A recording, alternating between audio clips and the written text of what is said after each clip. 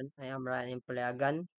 I will discuss about death and abortion. The learning targets is classify the elements of abortion. Number two, interpret the concept of abortion.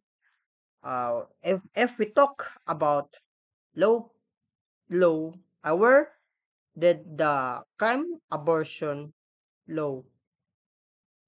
It is on Revised Penal Code Article 257 and in a deal with unintentional abortion. What are the elements of abortion?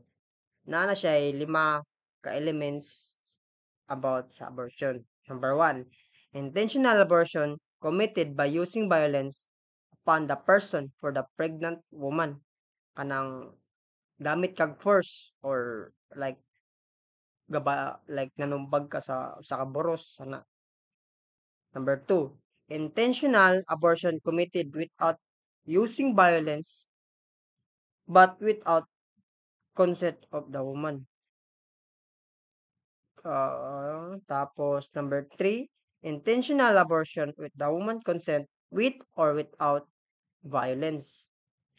Number four, unintentional abortion, meaning abortion through reckless imprudence but with use of violence. Like, dili mo intention na makuhaan, pero gagamit ka og reckless imprudence without violence. Number five, abortion practiced by the woman herself or by another person with her consent. Number four, intentionally caused by a physician or midwife or brought about their assistant. Kanang babae na kami tawag physician or midwife nagidala sa imuha para pang mag-assist sa imuha. Tas ang number eight, the act of pharmacist and dispensing activities. Kanang linihukan sa pharmacist. Number nine, abortion is the willful killing of the fetus in the uterus or the violent expulsion of the fetus from the maternal womb which result its death. Ng pagpatay sa bata, virus, tas magkuhan siya na mamatay. Mm. If we talk about what is the evidence needed to file a crime of abortion, na siya ay number one, testimonial evidence. Kanang kuan na affidavit or complaint in witnesses. Kanang magkuan ka ng mo sampa ag kaso or na mag-witness ka. Number two, documentary evidence. Photographs, videos, police reports, or other documents. Kanang mga kuan, picture nimo, video nimo, or report ng police, or other documents na kailangan. Tas, number three, object evidence, kanang auto spy, ug nagigamit sa forensic reports. Number four, other relevant evidence, mga uban ebidensya. There are kinds of abortion. Number one, spontaneous or natural abortion. This type of abortion is without the application of any inducement or intervention. Number two, induced abortion. This occurs due to the application of intervention or inducement. This be categorized as therapeutic abortion or criminal abortion. This is also one. What is post-mortem abortion? This is the expulsion of the product of concept after the death of the pregnant woman brought about by the post-mortem construction contraction of the uterine muscles. This is possible during the early stage of pregnancy ng early pa siya na birth bitaw niya siya may tabo since the fetus is still small, while ang pitos kay gamay pa.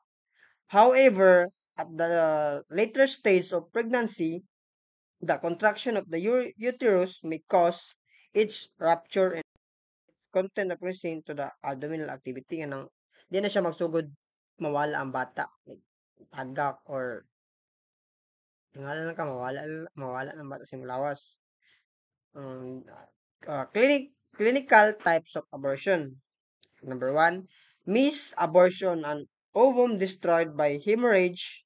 Hemorrhage is kanang mawalaan kag dugo ng tawag na mugawas ang dugo sa lawas ay sa imong private part into the chorus phase usually before the fourth month of pregnancy. The hemorrhage takes place from maternal sinews into the deciduous rather of the uterus may cause this is usually followed the death with maceration or absorption of product of concept. Number two, threatened abortion. Hemorrhage without dilatation of internal OS, the causes of bleeding can be due to ectopic pregnancy, cervical poly, and other condition. Number three, inevitable abortion. Bleeding is associated with the deletion of internal OS and with presence rheumatically pain. It may end by spontaneous expulsion of the product of conception or may be required medical intervention. These possible complications are bleeding and infection. Kanang magdugo sa sulod or ma-infect. For example, ng mga boros bitaw na ma-stress, makakuha o anxiety, nahanap bitaw kay mawatag kanang mawala siya yung self bitaw like para sa stress ya basta di ba mabahay kay mo stress kay kuan man mahugno ay makuhaan blood loss or hemorrhage mao man na siya. Mm. Incomplete abortion, there are still products rather of, of conception that were left in the uterus that will result in the construction of the uterus in uncontrolled bleeding. Di na nimo ay kana kuan ah kanang mabilin bitaw sa uterus tapos mag-result siya og kuan magdugo. Di nimo makontrol ang bleeding daghan ang dugo manggawas. As complete abortion, the whole product conception is expelled. Then the causes of abortion are number one, death of the fetus, patay sa imong fetus, sa imong fetus. Two, abnormality of the uterus, murag sakit kan sa uterus bitaw nang magkakuan ang uterus, abnormality sa na. Tas number three, emotional condition. Emotional condition kay for example, stress, anxiety, or depression. Uh, for abortifacient drugs like pills paggamit sa babae, gamit ng mga tambal. Five, trauma about sa past na kuan. Way of committing abortion. Number one, by application of violence on the pregnant woman. Number two, by acting but without the use of violence without the consent of the pregnant woman. This applies to the administration of drugs or beverage without her consent. Kanang mag-inom og kuan drugs or inimno na like alak na wala sa consent sa bae. Number three, by acting with the consent of the pregnant woman, this applies to the administration or use of drugs or beverage with the full knowledge and consent of the pregnant woman herself. How abortion is induced or procured. Number one, by general violence. This includes intentional violence as exerting strong physical efforts and strong pressure applied on the abdomen, and other forms of strenuous and exhaustive exercises. Number two, by means of local violence. Uh, Local violence may be applied in any portion of the generative organs. This can be done by use of rubber inserted on the cervix, dilatation of the cervix by instrumentation, and others. Number three, but by the use of drugs. The most common method resorted to the woman to produce abortion. There is no drugs or combination of drugs which, when taken, will definitely cause the uterus to empty itself without endangering the life of the woman. It means mugamit ka og drugs which when taken will definitely cause the uterus to empty kana mawala ang bata diri. Pero dili maapektuhan ang inahan bali ang bata ray matanggal. Number four, by surgical intervention. This is a method of abortion by the application or use of instrument by the gynecologist or surgeon. Surgical intervention may be A. Dilatation and curettage. B. Surgical abdominal route. 5. Modern method of inducing or procuring abortion. Amniocentesis. Intrauterine injection of hypertonic saline or glucose solution. Inject, inject o gamit or glucose solution. The needle is inserted in the abdominal wall or vagina route. Like, gamit siya injection para dito itusok bitaw for intrauterine injection or of hypertonic saline. Ana ba? May solution nila. This method is applied when pregnancy is beyond 2 months. Kanina method, magamit ra siya pag beyond siya sa 2 months. Expulsions of the uterine content usually occur 24 to 48 hours after injection. Vacuum suction, menstrual regulation. This produce is usually applied 12 to 14 weeks of pregnancy. Drugs commonly used for abortion. Mm, Drugs acting directly in the uterus. Ano ba? Immunogenes. These are drugs that increase the menstrual flow. The manner it promotes menstrual flow may be its direct effect on the uterus or indirectly increasing bodily tone.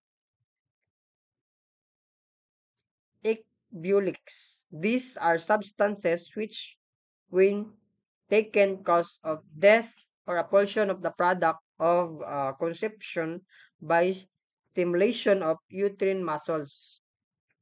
1. Ergot. 2. Quinine. 3. Lead and mercury. Drugs acting reflex through the genital urinary tract.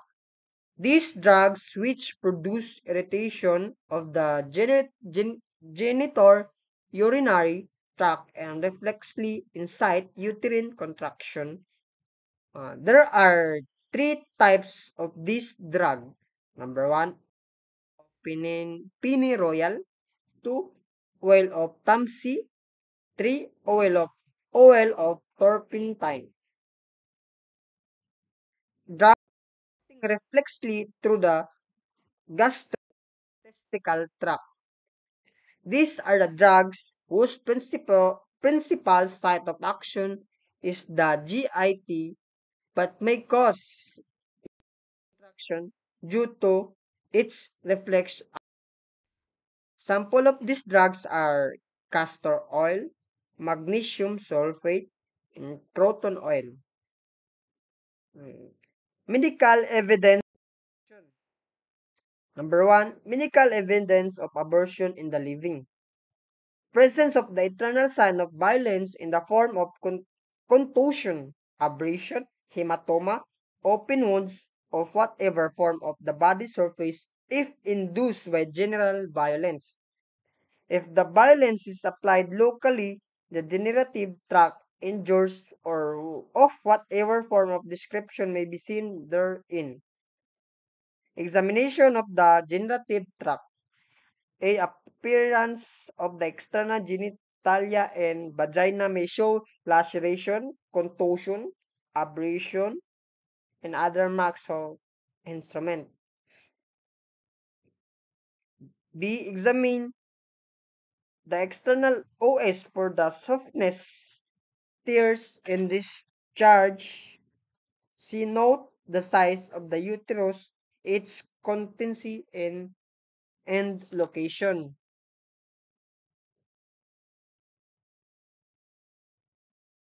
And medical evidence of abortion in the death. Evidence of instrumentation, examination of the stomach and its content.